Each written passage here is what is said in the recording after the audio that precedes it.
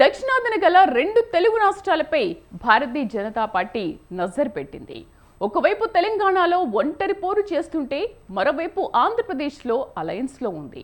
ఈసారి తెలంగాణలో కనీసం 10 సీట్లు గెలవాలని కమలనాథులు నిర్ణయించుకున్నారు. టికెట్ల కేటాయింపులో మొదటి నుంచి పార్టీని నమ్ముకుని ఉన్న వారికి, అలాగే ఇతర పార్టీల నుంచి వచ్చిన వారికి చోటు కల్పించింది.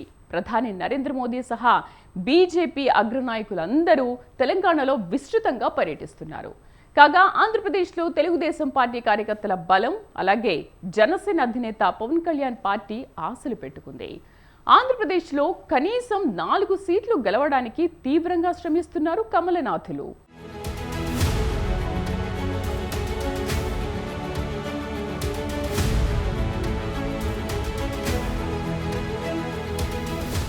లోక్సభ ఎన్నికల సందర్భంగా రెండు తెలుగు రాష్ట్రాలపై ప్రత్యేక దృష్టి పెట్టింది భారతీయ జనతా పార్టీ. తెలంగాణలో మొత్తం 17 లోక్సభ నియోజకవర్గాలున్నాయి. వీటిలో ఈసారి కనీసం 10 సీట్లు గెలుచుకోవాలని బీజేపీ అధిష్టానం టార్గెట్గా పెట్టుకుంది. 2019 లోక్సభ ఎన్నికల్లో తెలంగాణలో బీజేపీ 4 సెగ్మెంట్లలో విజయం సాధించింది.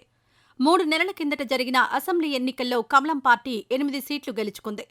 అలాగే 17 నియోజకవర్గాల్లో 2వ స్థానంలో నిలిచింది. దీంతో నాయకులు గట్టిగా కృషి చేస్తే లోక్సభ ఎన్నికల్లో 10 సీట్లు గెలుచుకోవడం ఏమంత కష్టం కాదన్నది బీజేపీ హస్తిన పెద్దల అభిప్రాయం.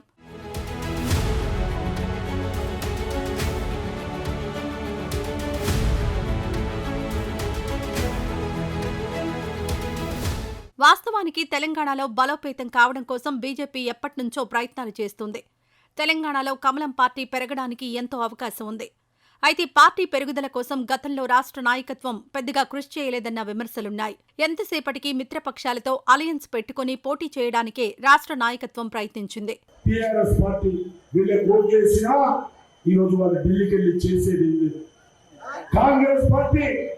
ఇప్పుడు 40 సీట్లు ఉన్నాయి, బీజేపీకి 302 సీట్లు ఉన్నాయి. వచ్చేటువంటి ఎన్నికల్లో బీజేపీకి ఎన్డీఏకు 400 సీట్లు వస్తాయి. కాంగ్రెస్ పార్టీకి ఉన్న 40 సీట్లు పోయి 20-30 సీట్లు కూడా వచ్చే పరిస్థితి లేదు. కాంగ్రెస్ పార్టీ గెలిచినా చేసేది ఏముండదు, సోనియా గారి కుటుంబానికి ఊడిగం చేస్తారు తప్ప. టీఆర్ఎస్ పార్టీ ఈరోజు తెలంగాణలో లేదు. టీఆర్ఎస్ పార్టీ పని అయిపోయింది, కేసీఆర్ పని అయిపోయింది, కేసీఆర్ కుటుంబం పని అయిపోయింది. టీఆర్ఎస్ పార్టీ నిన్నటి పార్టీ. టీఆర్ఎస్ పార్టీకి రేపు అనేది లేదు. టీఆర్ఎస్ పార్టీకి రేపు అనేది లేదు. తెలంగాణలో టీఆర్ఎస్ పార్టీ అవసరం లేదు. అందుకే వదిలేస్తా ఉన్నాను. ఈరోజు తెలంగాణ కోసం న్యాయం జరగాలంటే ఈరోజు భారతీయ జనతా పార్టీ తెలంగాణ నుంచి గెలవాలి. అయితే తెలంగాణలో పార్టీ బలోపేతం కోసం గత 10 ఏళ్ల నుంచి బీజేపీ గట్టిగా కృషి చేస్తోంది. ఇప్పటికే తెలంగాణ బీజేపీ 15% నికర ఓట్ల స్థాయికి చేరింది. తెలంగాణలో బలోపేతం కావడంపై ఇటీవల బీజేపీ ప్రత్యేక దృష్టి పెట్టింది. ఓవైపు ఇతర పార్టీల నుంచి వలసలను ప్రోత్సహిస్తూనే మరోవైపు సంస్థాగతంగా పట్టు పెంచుకోవడంపై కమలనాథులు దృష్టి పెట్టారు. ఇందులో భాగంగా ప్రధాని నరేంద్ర మోడీ, కేంద్ర హోంమంత్రి అమిత్ షా, బీజేపీ జాతీయ అధ్యక్షుడు జేపీ నడ్డా సహా పలువురు కేంద్ర మంత్రులు తెలంగాణలో విస్తృతంగా పర్యటిస్తున్నారు. టికెట్ల జాబితాలో సీనియర్లతో పాటు కొత్త వారికి కూడా చోటు కల్పించారు.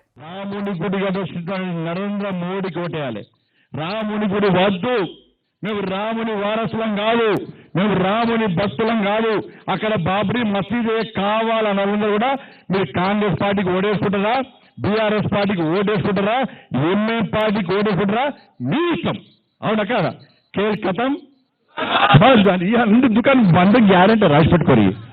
ఈసారి ఏం చేసినా కూడా 370 సీట్లు నరేంద్ర మోడీ గారి నేతృత్వంలోని భారతీయ జనతా పార్టీ ప్రభుత్వం పక్కా మీ అందరి కష్టార్జితం వలన, మీ అందరి కష్టం వలన సాధించబోతుంది. కాబట్టి దయచేసి కార్యకర్తలు ఎవ్వరు కూడా ఎక్కడ కూడా ఏం తప్పుడు ప్రచారం నమ్మకండి.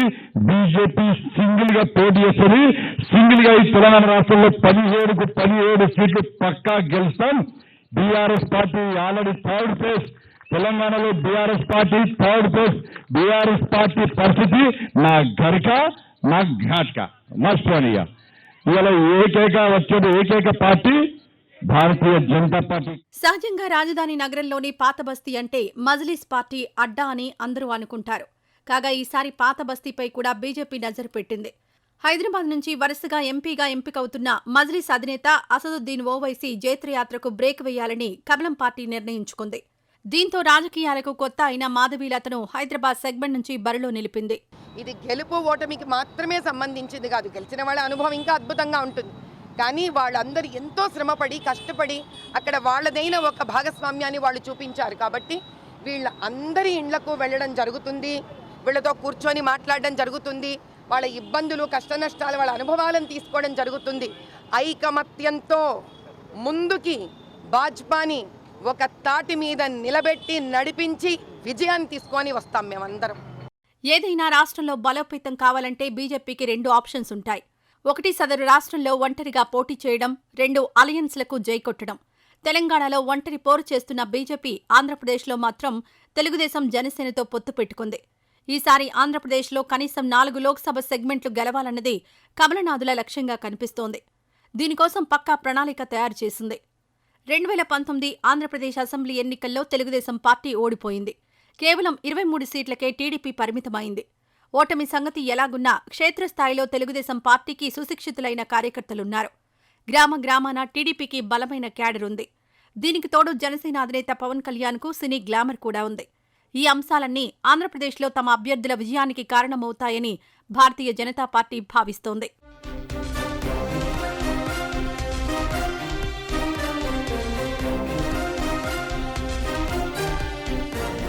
అయితే ప్రత్యేక హోదా విషయంలో పార్లమెంట్ సాక్షిగా ఇచ్చిన హామీని బీజేపీ నాయకత్వంలోని కేంద్ర ప్రభుత్వం నిలబెట్టుకోలేదన్న అసంతృప్తి ఆంధ్రప్రదేశ్ ప్రజల్లో ఉంది. వాస్తవానికి విభజన హామీల్లో చాలా కీలకమైనది ప్రత్యేక హోదా అంశమే. విభజనతో నష్టపోయిన ఆంధ్రప్రదేశ్ను ఆదుకోవడానికి ప్రత్యేక హోదా కల్పిస్తామని అప్పటి యూపీఏ ప్రభుత్వం హామీ ఇచ్చింది. అప్పట్లో ప్రతిపక్షంగా ఉన్న భారతీయ జనతా పార్టీ కూడా ఆంధ్రప్రదేశ్కు ప్రత్యేక హోదా ఇచ్చే అంశానికి మద్దతిచ్చింది.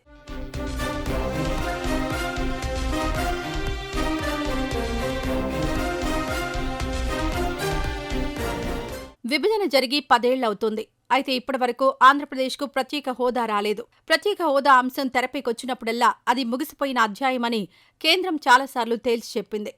అంతేకాదు విభజన చట్టంలోని అనేక అంశాలను ఈపాటికే అమలు చేశామని ఆంధ్రప్రదేశ్ ప్రజల కన్నీళ్లు తుడవడానికి కేంద్రం సన్నాయి నొక్కులు కూడా నొక్కింది. ఒక్క మాటలో చెప్పాలంటే అన్నీ ఇస్తాం కానీ ఆ ఒక్కటి అడక్కు అన్నట్లు ఇప్పటివరకు వ్యవహరించింది కేంద్ర ప్రభుత్వం.